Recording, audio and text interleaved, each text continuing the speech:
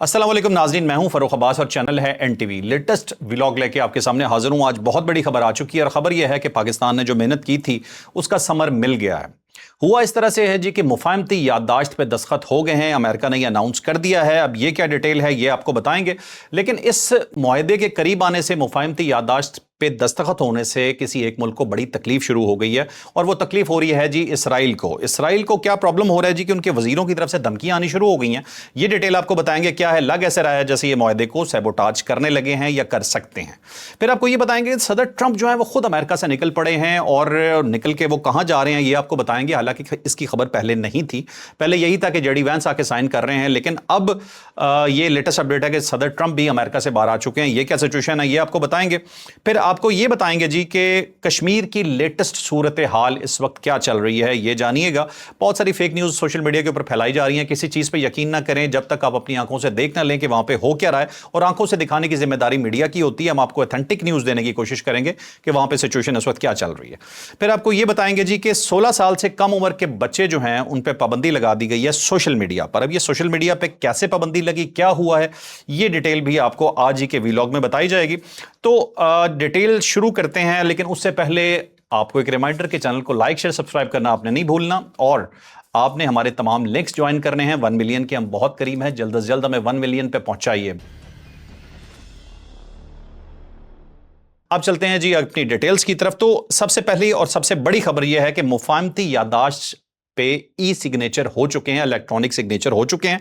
Announcement की है जी America की तरफ से, और ये जेडी वैंस ने अनाउंस किया इस चीज को पहले, और उन्होंने बताया कि उनके दस्तखत और सदर ट्रंप के दस्तखत दोनों ने दस्तखत कर दिए हैं इस मुफाहमती याददाश्त पे जो मुआहदे के हवाले से है। एक बात याद रखिएगा, इस मुआहदे के हवाले से बहुत सारे दावे किए जा रहे हैं। दोनों ममालिक अपनी अपनी विन अनाउंस कर रहे हैं कि हमारे साइड के पॉइंट ज्यादा हैं, कोई कह रहा है हमारे साइड के पॉइंट ज्यादा हैं। ईरान अलग बात कर रहा है, अमेरिका अलग बात कर रहा है, लेकिन अभी तक मुसवदा जो है वो ओपन नहीं किया गया कि उसमें एग्जैक्टली क्या कुछ मौजूद है। एम्बिग्युइटी है, इसकी वजह से कुछ गलत खबरें भी सामने आ रही हैं। हम कोशिश करेंगे कि जितनी खबरें ऑथेंटिकली आई हैं सिर्फ आपको वो बताई जाए। जेडी वैंस ने फिर यह भी एक बड़ी इंपॉर्टेंट बात की। उन्होंने कहा जी कि ईरान के 300 अरब डॉलर के तामीराती फंड कुछ शराइत के साथ खलीजी ममालिक की जानिब से जारी किए जा सकते हैं। ईरान का सबसे बड़ा मुतालबा यह था कि हमारी डिस्ट्रक्शन बहुत ज़्यादा हो गई है, तो इस डिस्ट्रक्शन के हवाले से आप हमारे लिए क्या करेंगे, हमें क्या देंगे। हमारा हक है कि जो तबाही आपने फैलाई है इसके आप पैसे दें। अब वो पैसे अमेरिका खुद तो नहीं दे रहा, या हो सकता है दे भी रहा हो तो वो अनाउंस नहीं कर सकता अपने मुंह से कि ये पीछे से हम दे रहे हैं और खलीजी ममालिक का नाम लिया जा रहा हो, लेकिन इसके कोई सबूत मौजूद नहीं है। बात वो खलीजी ममालिक की ही कर रहे हैं। वो कह रहे हैं खलीजी ममालिक जो हैं वो इस चीज़ के पैसे दे सकते हैं, लेकिन उन्होंने मशरूत किया है इस चीज़ को कि ईरान अगर अपने वादों की पासदारी करे तो इस फंड से फ़ायदा उठा सकता है। कोई इस तरह की मतलब यह है कि मुआहदे में चीज़ मौजूद है। फिर 24 अरब डॉलर के हवाले से उन्होंने बात की कि जो मुंजमद असासे हैं ईरान के, उन्हें जारी करना अभी मुआहदे के मुसवदे में शामिल नहीं है। ये भी जेडी वैंस आपको बता रहे हैं। अब याद रखिए ये दरीना मुतालबा है ईरान का कि उनके मुंजमद असासे उन्हें दिए जाएं, उन पे पाबंदियां उनकी हटाई जाएं, और जो उनका सबसे बड़ा मुतालबा है अमेरिका का वो है उनके एटम बम के हवाले से कि ये कोई भी जौहरी हथियार नहीं बना सकते। तो सिचुएशन यहाँ पे बड़ा अरसा तक फंसी रही है।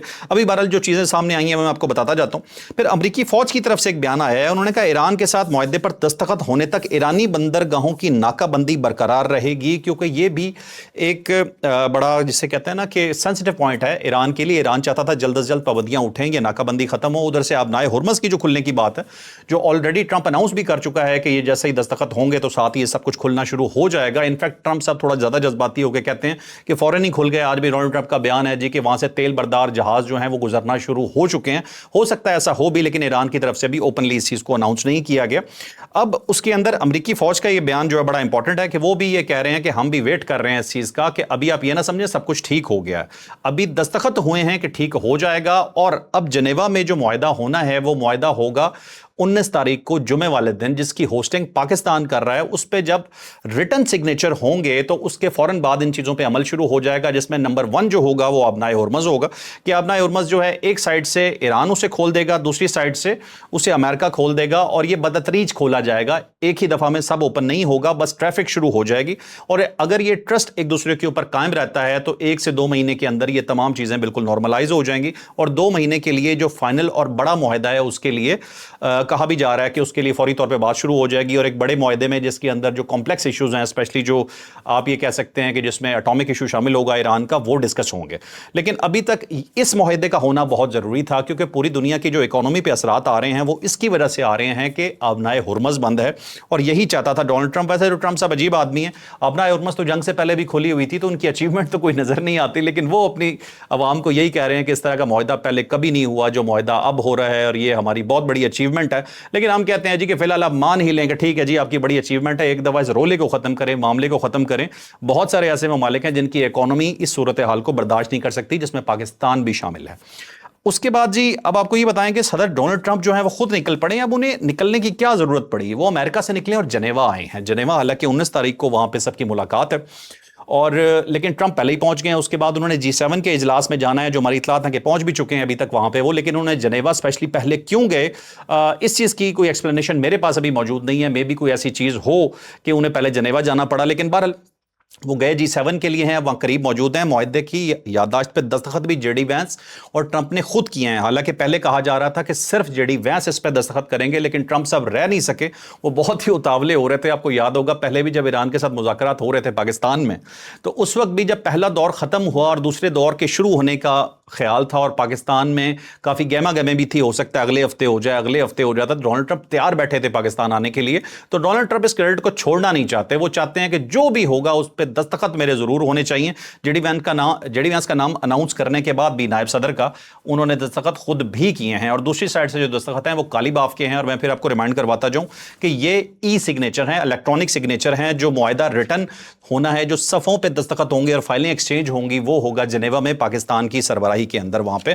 اور پھر سے جب بھی اس طرح کی بات آتی ہے تو میں تو بڑا خوش ہوتا ہوں بینگا پاکستانی کی، جی بہت مبارک ہو کہ پاکستان کی سربراہی میں بڑے عرصے بعد پاکستان کا نام جی بہت پازیٹیولی اس پوری دنیا میں گونج رہا ہے، اور اس چیز کی ہم سب لوگوں کو بہت خوشی ہے، تمام محب وطن پاکستانیوں کو.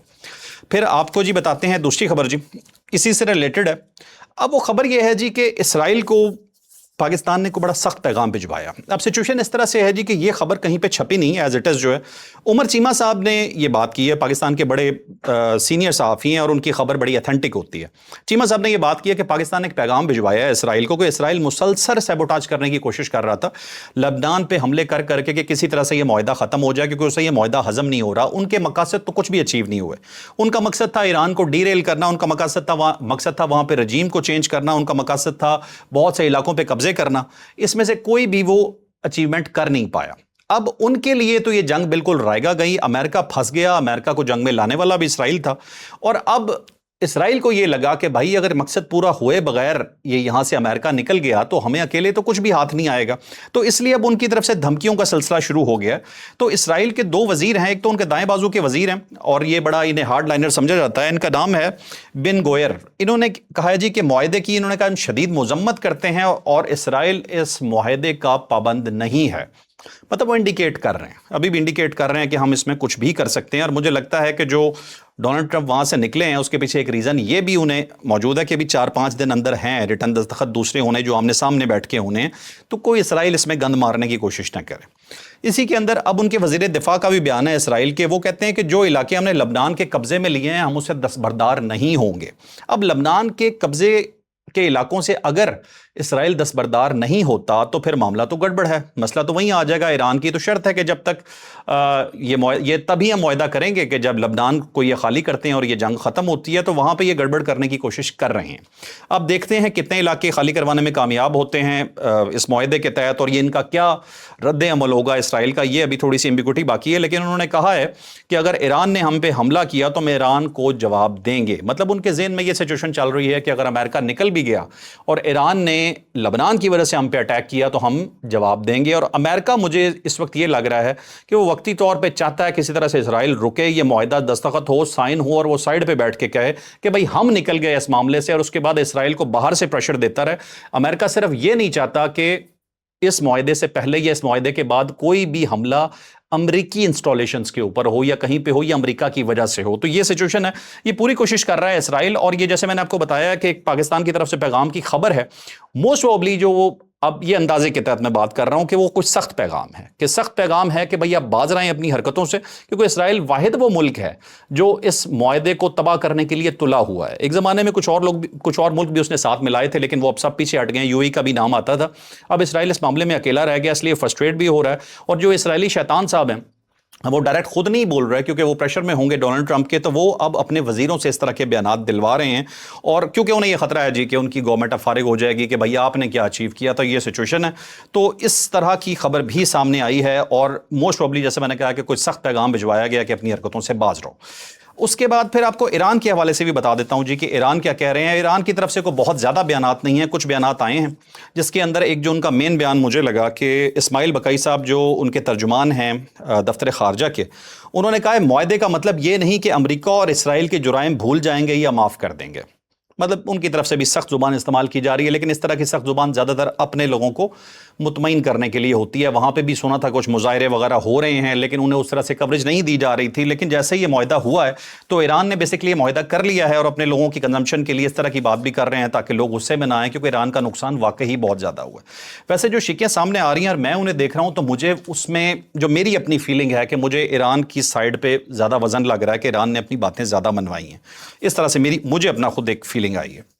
اس کے بعد پھر آپ کو یہ بتائیں گے جی کہ یورپ کے کچھ ملکوں کے بھی بیانات ہیں اسی حوالے سے۔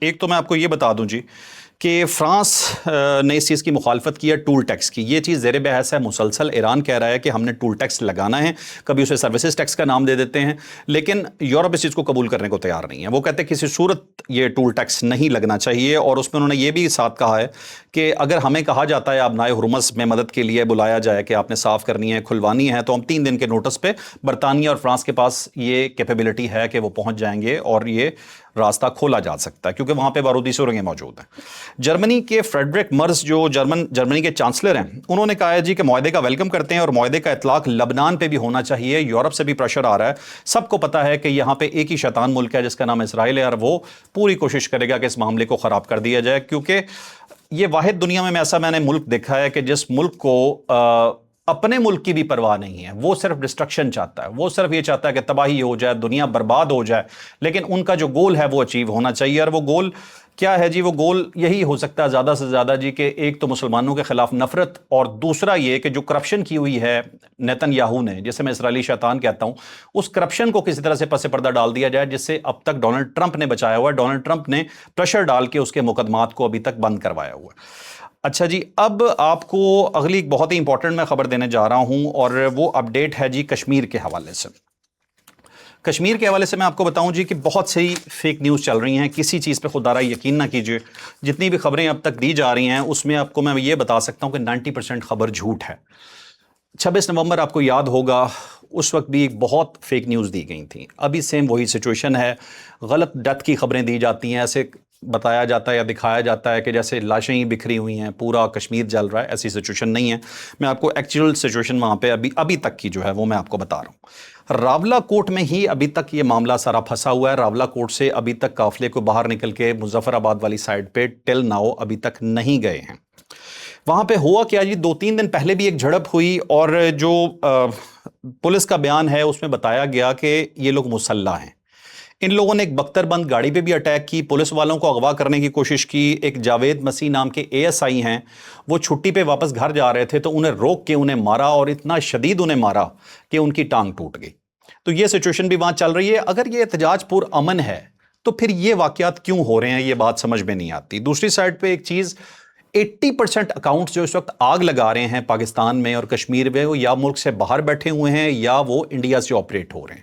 تو آپ لوگوں کو اس چیز کو سمجھنے کی ضرورت ہے بھائی، یہ ہم لوگ نہیں ہیں۔ کشمیر کو پاکستان یا پاکستان کو کشمیر سے الگ کوئی نہیں کر سکتا۔ پاکستان کو صرف کشمیر نہیں، کشمیری بھی اپنے ساتھ چاہیے۔ تو یہ بات خدا رہا اس چیز کو دیکھیے، یہ نفرت پھیلانے والے لوگ درمیان میں بہت کچھ کر رہے ہیں۔ اسٹیٹ کا جو موقف ہے وہ اسٹیٹ کہہ رہی ہے ہم کسی صورت بلیک میل نہیں ہوں گے۔ بلیک میل اس لیے کہ اسٹیٹ کا موقف یہ ہے کہ جو لوگ یہ احتجاج کر رہے ہیں اس میں کچھ ایلیمنٹس ایسے شامل ہیں جو پاکستان کو بلیک میل کرنا چاہتے ہیں، اور جو مقصد، جو شرائط آپ کو بتائی جا رہی ہیں وہ اس طرح سے لپیٹ کے بتائی جا رہی ہیں کہ وہ لگتا ہے کہ وہ عوامی جیسے کوئی جسے کہتے ہیں نا کہ عوام چاہتی ہے کہ ان کے لیے یہ سب کچھ ہو جائے. آپ یہ سمجھ سکتے ہیں 38 اگر آپ ان مطالبات کو پڑھیں گے تو زیادہ تر مطالبات آپ کو عوامی لگیں گے, عوام کے ہیں, لیکن کچھ اس میں ایسی باریک وارداتیں ڈالی گئی ہیں کہ جس سے پاکستان اپنے کشمیر کوز سے پیچھے ہٹ جائے.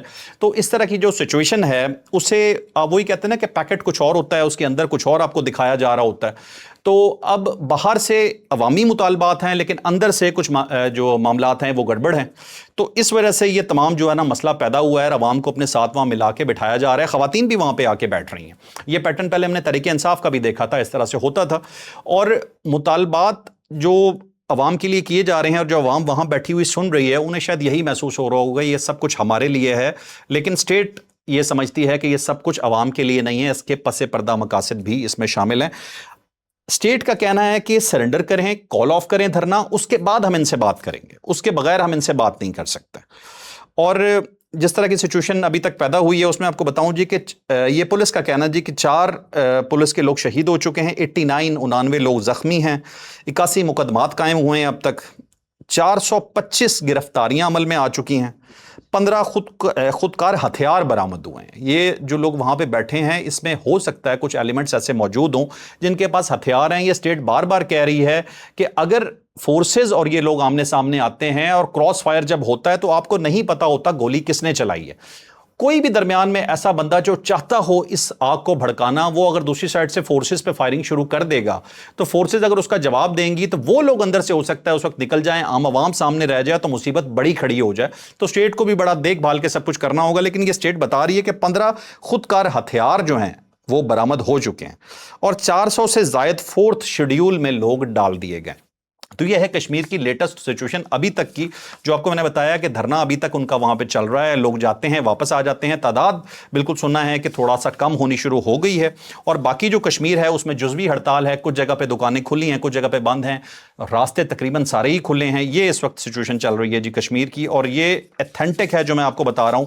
اس کے علاوہ آپ کسی چیز پہ یقین نہ کیجیے گا. فی الحال ابھی تک جتنی باتیں آ رہی ہیں وہ جھوٹ ہیں.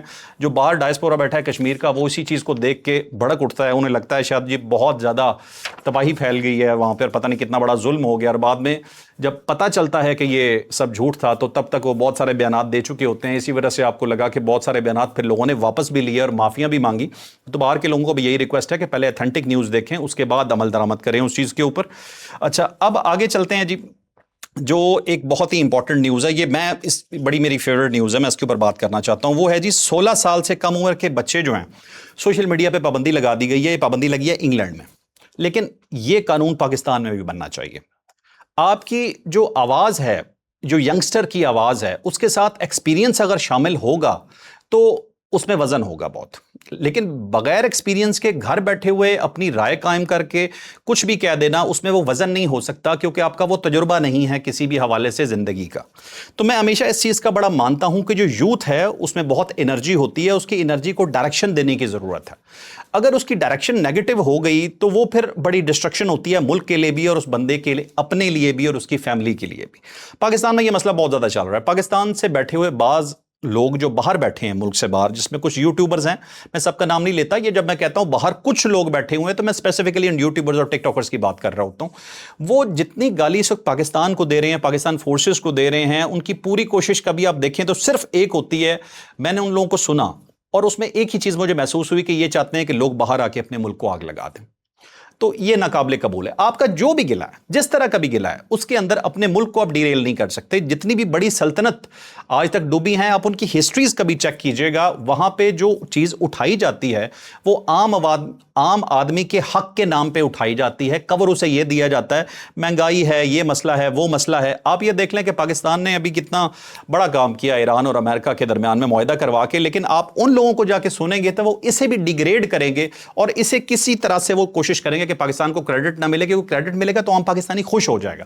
وہ یہ نہیں چاہتے کہ لوگ خوش ہوں. ان کا مقصد صرف یہ ہے کہ کس طرح سے مایوسی پھیل جائے. مایوسی پھیلے گی تو لوگ جو ہے نا ڈسٹرکشن کی طرف آئیں گے, اور ڈسٹرکشن ہی وہ لوگ چاہتے ہیں. ڈسٹرکشن, انقلاب, یہ دو ڈیفرنٹ چیزیں ہیں. انقلاب سب سے پہلے آپ مینٹلی کلیئر ہوتے ہیں کہ آپ کو چاہیے کیا. تو اب یہاں سچویشن یہ ہے جی کہ 16 साल से कम उम्र के बच्चों पे अगर इंग्लैंड में पाबंदी लगाई है तो उन्होंने कुछ सोच के लगाई है, और वो मुआशरा अगर देखा जाए तो हमसे ज्यादा पढ़ा लिखा कंसिडर होता है और हमारा मुआशरा उनसे कम पढ़ा लिखा कंसिडर होता है। हमारा नौजवान सिर्फ सुनी सुनाई पे बाजों का यकीन करके बहुत कुछ कह देता है जो कि होना नहीं चाहिए। अब इस सिचुएशन में सोशल मीडिया को कंट्रोल करना बहुत जरूरी है। मैं आपको फिर वही मिसाल दे रहा हूं कि किसी भी मुल्क को डीरेल करने के लिए आप अरब स्प्रिंग्स देख लें, कुछ भी देख लें, वहां आम आवाम को भड़काया जाता है कि तुम्हें तुम्हारे हकूक नहीं मिल रहा है, तुम्हें ये नहीं मिल रहा, वो नहीं मिल रहा। ऐसा किसी मुल्क में नहीं होता कि सिचुएशन आइडियल हो। हमारी सिचुएशन भी आइडियल नहीं है, हमारे पास भी महंगाई है, बहुत सारे मसाइल हैं, हमें भी बहुत सारी चीजें ठीक करनी है अपने मुल्क के अंदर। लेकिन इसका मकसद हरगिज ये नहीं है कि हम अपने मुल्क को आग लगा दें। ये चीजें ठीक होंगी, आप चीजों पे आवाज उठाएं। आप ये ना करें कि ये चीजें गलत हैं इसलिए मुल्क में आग लगा दें, ये गलत है। तो ये सिर्फ आपसे रिक्वेस्ट करनी थी कि ये इस चीज को स्पेशली आपने देखना है। बाहर के मुल्क भी अगर इस चीज पे पाबंदियां लगाने पे जो हमसे ज्यादा ओपन मुआशरे कंसिडर होते हैं कि इसके ऊपर वो मजबूर हो गए हैं, तो पाकिस्तान को भी ऐसा कोई कदम उठाना चाहिए कि जिसके ऊपर आपको आजादी इजहार राय हो, लेकिन आपको गाली देने की आज़ादी ना हो, किसी की तबाही करने की आज़ादी ना हो, आग लगाने की आज़ादी ना हो। सोशल मीडिया का इस्तेमाल पॉजिटिवली हो किसी तरह से पाकिस्तान में, ये मेरी ख्वाहिश भी है और ये पाकिस्तान की ज़रूरत भी है। तो ये था जी आज का वीलॉग, यकीनन आपके लिए बहुत इंफॉर्मेटिव रहा होगा। तो लाइक शेयर सब्सक्राइब करना आपने बिल्कुल नहीं भूलना। इजाज़त दीजिए, अल्लाह हाफ़िज़। पाकिस्तान जिंदाबाद।